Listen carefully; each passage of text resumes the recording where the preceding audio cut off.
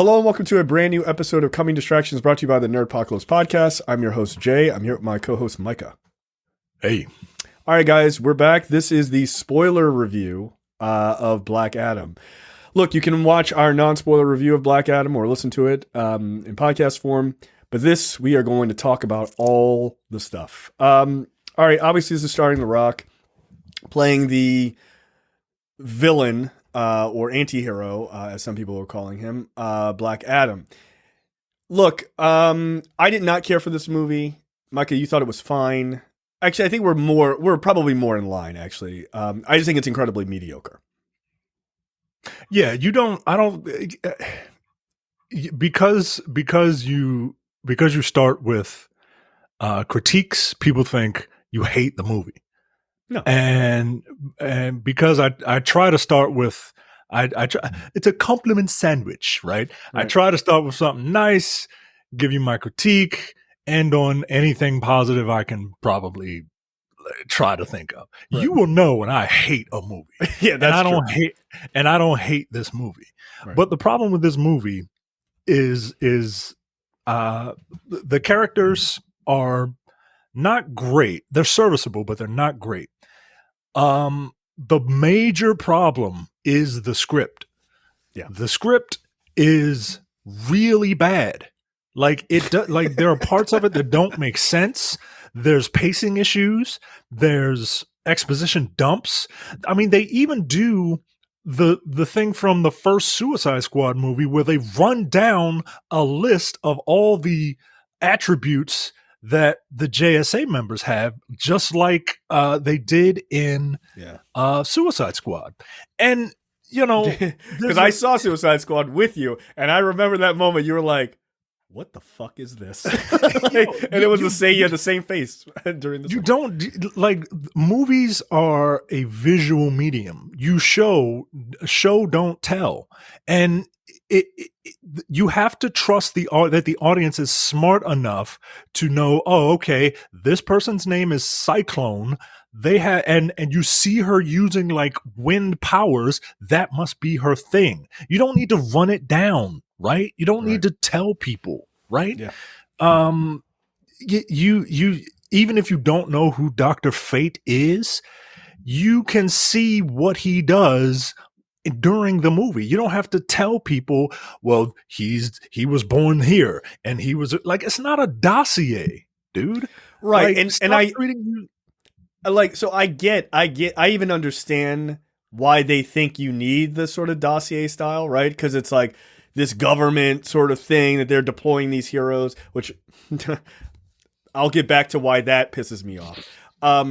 So I understand the thought process, but like you said, because movies are a visual medium, it feels obnoxious, right? Like you could have done it properly in Suicide Squad, the original Suicide Squad from 2016, because they're prisoners, right? Like as they're like kind of looking through the thing. Like Guardians of the Galaxy does a sort of kind of thing, although you've already met large amount of time with the characters when they get arrested, right? And it's got that like readout as they're kind of going through the thing, but you already have met them. So it's like, that's just kind of having fun. But like for them, this is the first time you're meeting them. And it does feel like, it feels like something they saw in an anime or one of the animated movies, but it works very differently because like the rules are kind of very different in what you're seeing. So yeah, I agree with you. For the fact that they copied that from David Ayer's Suicide Squad is not a good look. It's really not. Look, anytime you have to dump a bunch of exposition in front of anytime you have to Star Wars crawl, that's not good storytelling. Especially when you do it before every act. Like that's how you know you've come to an act break, where it's like, oh, okay, now we got to eat our vegetables before we have our dessert. Right. And I feel like there's a more organic way of telling this story. Yeah. Other movies do it. All of them. Yeah. It's called a clear and coherent script. And that's not what you have. So look, I will be perfectly honest. I do not know much about Black Adam. I don't know. I don't really care for that area of DC. I am more of a Trinity guy. I'm very much a Green Lantern person. So I'm not really familiar with the Shazam era, of the DCEU. So take that for what you will. Right. But I don't know Black Adam. I don't know how that character is supposed to be portrayed. I think The Rock, everyone is saying that Dwayne Johnson is playing a villain or an anti-hero. No, he's playing a reluctant hero. And it's a very different thing. Right. It's a very different thing. He's killing bad guys. He's not like fighting, like he's fighting good guys, but he's killing bad guys. Everyone's making a big deal about him killing people. No, he's killing bad guys. He's killing people who attack him first. He is completely justified. Guess what? Most of the major the major characters in the DCEU have all killed people. So it's not like that big of a deal, right? Yeah. Superman broke a guy's neck to save people. Black Adam killed a bunch of mercs to save people. Batman killed a bunch of people. Wonder Woman is a war. She comes from a warrior race. Like she all she does is gut people. Right. And Batman has committed vehicular homicide in every single Batman movie. Right. So so he's very much a reluctant hero. And if you go into it thinking with that mindset, I think that he is his performance is fine. If that's what he's going for, I think he pulled it off. If he's going for the T-800, he pulls it off. The thing that I don't later. The thing that I really didn't like, that kid, man. That kid is not a good actor. And I understand what they're doing, especially if they're trying to do the T-800 thing. I get it. But that kid is not they give that kid bad dialogue, and that kid is not a good actor. It's one thing to give Pierce Brosnan bad dialogue because he's such a good actor and he's got such charisma that he can make it work, right? But that kid, I don't want to pick on the kid too much. I will pick on a grown-ass man by the name of Aldous Hodge. Look, I only know Carter Hall from like the animated stuff, and he's a bit of a hard ass. But I don't know what Aldous Hodge is doing. He's got like this weird like lazy John Wayne thing going on, and it just doesn't. It feels weird. It feels odd to me. And he's very one note. Yeah, I don't think that's his fault though. I think that's the script. Yeah, the script doesn't give him anything to do. It really doesn't. It really doesn't. He's just a punching bag for Black Adam. Like here's a guy who can go toe to toe with Black Adam to some degree, and let's have him do that like 3 or 4 times, and it's like, yeah, we got it. Like, all right. I mean, okay. Like, what else you got? So you mentioned the T-800 thing. This is my personal theory. I mentioned in the non-spoiler review that the movie feels like it copied a number of like comic book movies, especially from the MCU, and just like not even like, oh, here's a concept or whatever, like whole cloth, like this scene, like let's just pick this up and just put it into our movie and we'll fucking change it a little bit, right? Put this character here instead of another. But the one that I think is the most egregious is the T-800 young John Connor relationship from Terminator 2, Judgment Day, right? We all know that The Rock has seen himself, and it has even been intimated in other movies, that like Arnold quite literally passes the torch to The Rock as the next big fucking in the rundown, right? Which was a great moment, by the way. I love that, right? That was back when The Rock didn't drive me crazy. And this was supposed to be clearly that is what they were aping. Okay, and you could say, oh, yeah, I know, it's like a fucking hero and a kid. No, that's not what they're aping. No, they're literally aping it by him, the kid, giving him a catchphrase that he doesn't quite understand. And then in the end, he's like trying to sort of nail these moments of like using the catchphrase. It doesn't quite work because he's a fucking robot. And then in the end, hasta la vista, baby. And it's like, oh, he said it at the right time. That was so cool. That's what they try to do with Tell Him the Man in Black sent you or whatever, right? And look, I get it. I do. But the reason why that doesn't work isn't because I love Terminator 2, even though I do. And I have a problem with this movie, and I definitely do. That's not why it doesn't work. The reason it doesn't work is for the same reason you mentioned in the non-spoiler review. This movie is a movie made by algorithm. And what they took was, oh, the kid teaches him the phrase, and then he uses the phrase right when he kills the bad guy. That was awesome. But what you missed in the algorithm is the reason that relationship mattered and worked in the movie, which is because of Terminator 1.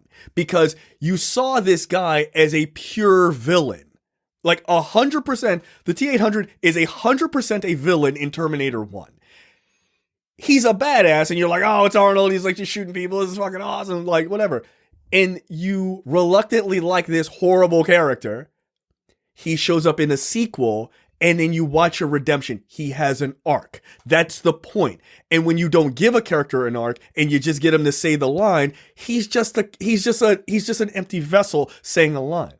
The Hasta la Vista baby line works because you saw that guy from the first time he shows up and just starts murdering people in the first movie, all the way through the arc of like having this relationship with this kid and protecting him and all this other shit. And then he says the line, you're like, hell yeah, now we're at the end. That was fucking awesome. The reason why Arnold giving the thumbs up as he fucking goes down in the lava works is because you went on an emotional journey with a robot and it worked. That's the point. You don't do that with these movies because you're too busy rushing to the end, just hitting the punchline. And that's what this movie does a lot of just, what does the guy say? What does he do? Like they tee up the showdown thing that he watches on TV, right? The old Western showdown of the guy, like it's about to be a shootout and the guy holds his hand next to his gun and it's a quick draw, like shootout. And they got the music and everything. That payoff, like that should have been the payoff at the end of the movie. Instead, they do it like 10 minutes later in the film. So it doesn't have a payoff. You don't get to a point. He does it against a guy who just has a regular gun. Like, yeah, I have lightning powers and I'm invincible. Like, what the fuck? They should have used it against the shoehorned in villain at the very last 10 minutes of the third act, who had power to match his. But they didn't because they just wanted a quick return. They just wanted a quick pop. That's not, like, if you look at the Marvel movies, the reason why you get those big pops, the reason you got that, you even got a big pop for Pepper Potts in a fucking rescue suit is because they built it over years. They didn't build it in 5 minutes and then give it to you. There's a point to that shit. And that's what this movie missed. A lot of DC movies miss it. A couple more scripting issues. You have this character who is pretty much invulnerable except for Eternium, right? Which is like his version of kryptonite. We see that it can bruise him, and he gets like a scratch on his side, right? So we establish that, okay, so here is something that can defeat Black Adam, right? But it's never used. Outside, what was the point of introducing it if you're not going to use it? Now, maybe that's a payoff in the future thing. I don't know. It's weird to set something like that up.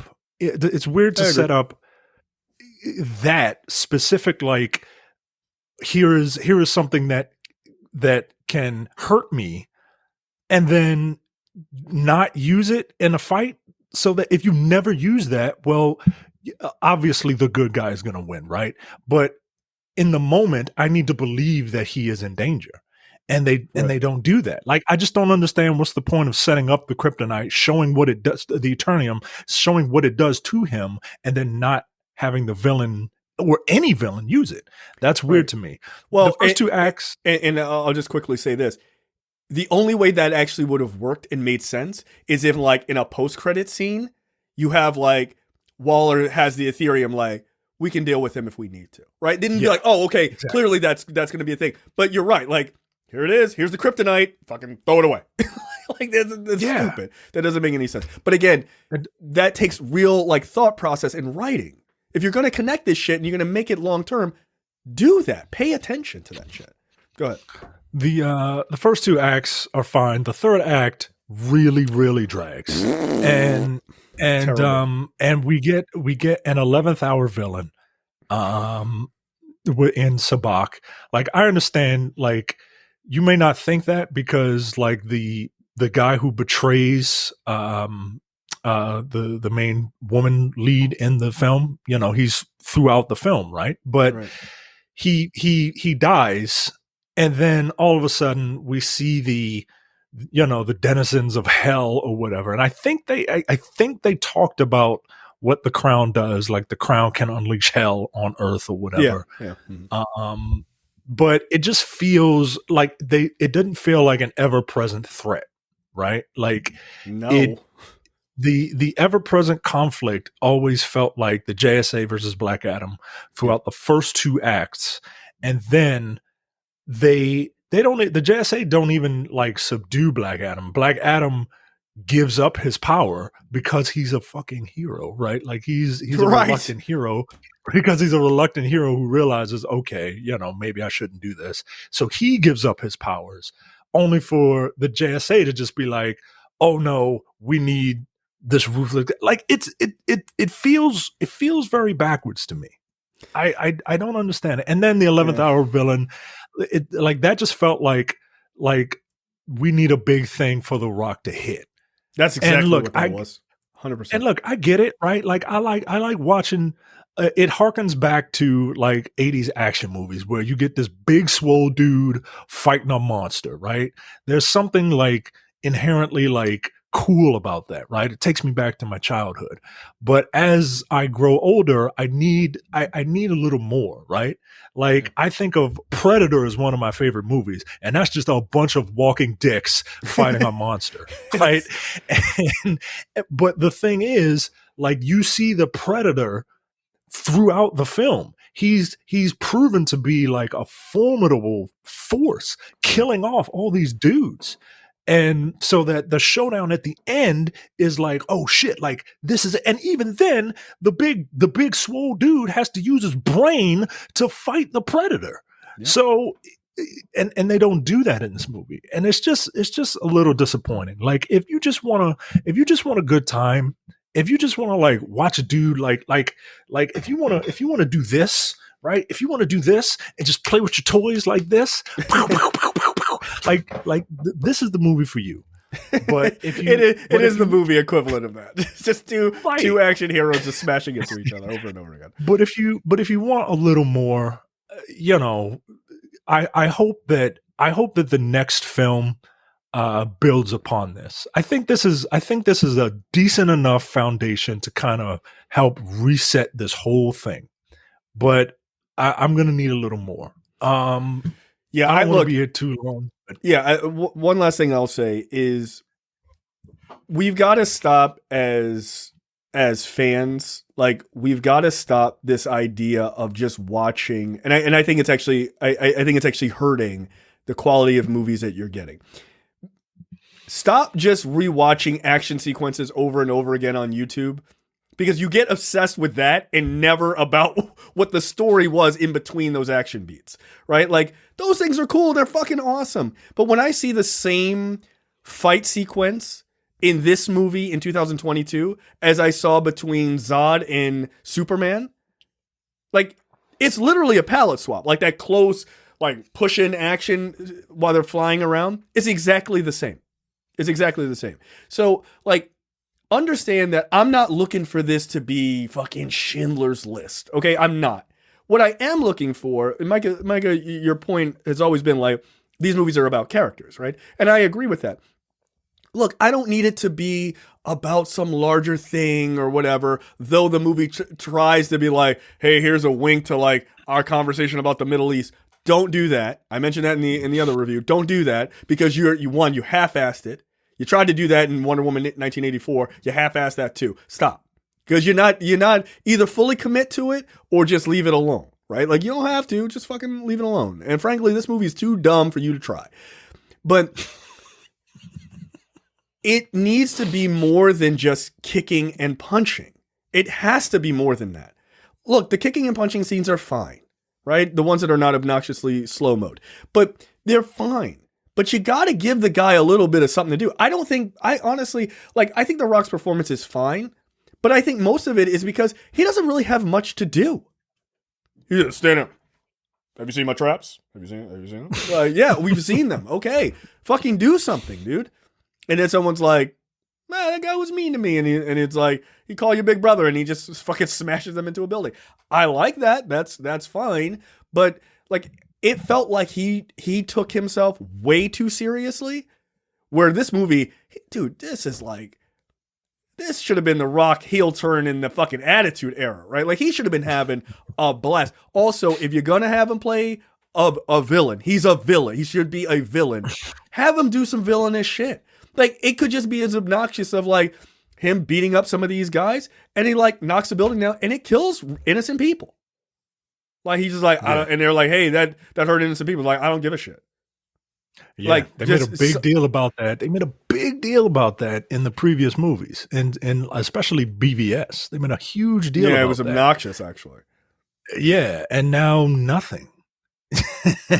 Right, like this is odd, man. You gotta like balance those two things. It can't just be 45 9/11s during Man of Steel, which it doesn't bother me. The shit's not real. I didn't get offended by that, but people who did, I think is largely a little silly. But people who did, like, then you go the other way. Well, we went to an abandoned part of town, so that's fine. And it's like, well, that seems stupid. And in this one, he's like smashing through buildings and shit like that, and then there's no conversation. It's like, okay, like it's just a bit weird. So yeah, look, I think this movie is very, very mediocre, maybe even slightly below mediocre, but, I think I think you're right. I think it's a decent start to whatever this era is like, but I'm not impressed. I have to tell you, I'm just not impressed. Where would you put it? So there are what, 12 movies in the DCEU, not including, Joker and the Batman. Right. We're just talking the DCEU. Right. So look, here's my hierarchy. At the top tier, right? In no particular order. Man of Steel, original Wonder Woman. That's it, because I didn't see Shazam and I didn't see Birds of Prey.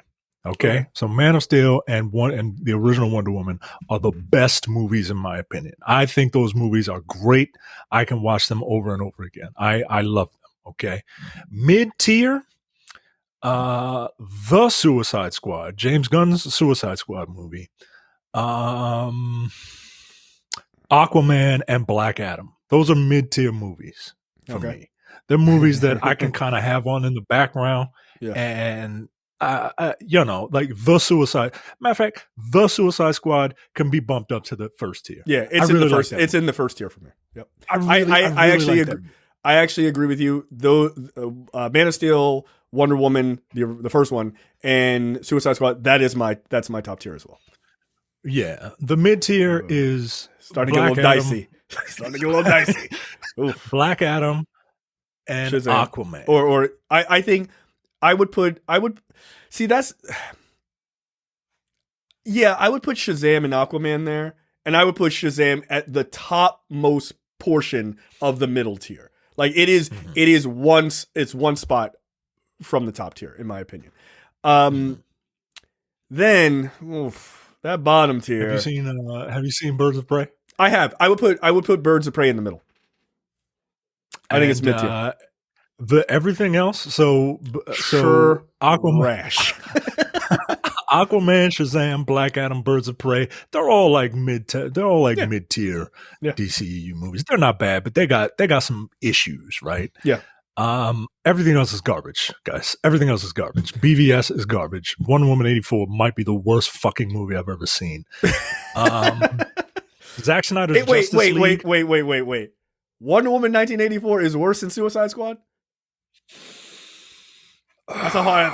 I don't know, man. They're both really bad. No, you know what? I'm going to give it to Wonder Woman 1984 for the worst. Because as I think back, it's pretty bad. It's pretty bad. It's really bad, yo. That whole really plot with Chris Pine's character was fucking obnoxious. Like, nah. I did not like it. I would watch David Ayer's Suicide Squad over Wonder Woman 1984. Yes, that's true. Ironically, at the top of the trash list, at the trash tier, is Zack Snyder's 4-hour Justice League.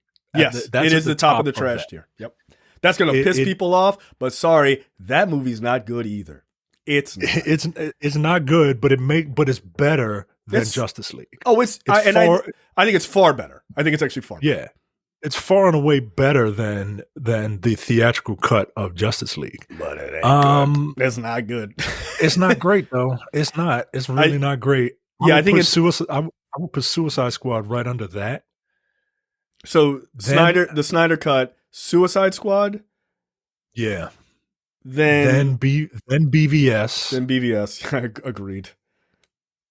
Then 80 Wonder Woman 84. Like And is I Justice hate League that is the theatrical release of Justice League at the very bottom? No, I would watch the theatrical cut of the Justice League before Wonder Woman 1984. Okay, so that's just So- above. That's just above 1984. Matter of fact, it's above BVS also. It's above BVS also. Yeah, BVS is really bad. Like, BVS it's really is bad, bro. dude. It's a BVS mess. is really bad. It's just It's a mess. it's a lot of script problems and no, I don't like BVS. BVS is right above Wonder Woman 84 for me. All right, that's fair. All right, that's gonna make people real mad. Look, do us a favor. Look. Put on a cape and get super mad because that shit is garbage, dude. It is. It is. Look, Like the fight at the end is cool or whatever, but the rest of it. Have you seen that movie? It's bad. If you're mad, leave a comment and press and give a like or a dislike. It doesn't matter. It's all engagement. I look forward to not reading them. Exactly. How dare you? I don't really give a shit. It's a bad movie. But look, if they can aim more in the world, I honestly think, and I don't mean comedy wise, but I mean quality wise. If they can aim more in the world of like the Suicide Squad and Wonder Woman, I think they could really have something going. Get away from this particular style, this Black Adam style. Get away from this. Get away from it. I don't mind the brightness and stuff like that. That's not what I mean. I mean quality. Stop trying to do these movies by just getting a quick fix in. Build shit. Make it work. Give real attention to characters, because that's where the Suicide Squad is better than most. And that's where Wonder Woman is better than most, is they give a fuck about the character. The characters are important. Yeah, they do cool shit. The fucking No Man's Land moment is amazing, but it's the characters that matter. That's what you have to fucking remember. When you don't remember that, you get the first Suicide Squad. Here's Katana. Don't let a sword stab you. All right, Joel Kinnaman. You're better than this. You're better than this. You're better than this. So, no thank you. All right, that's it for our spoiler review of Black Adam. We will see you guys next time. See ya.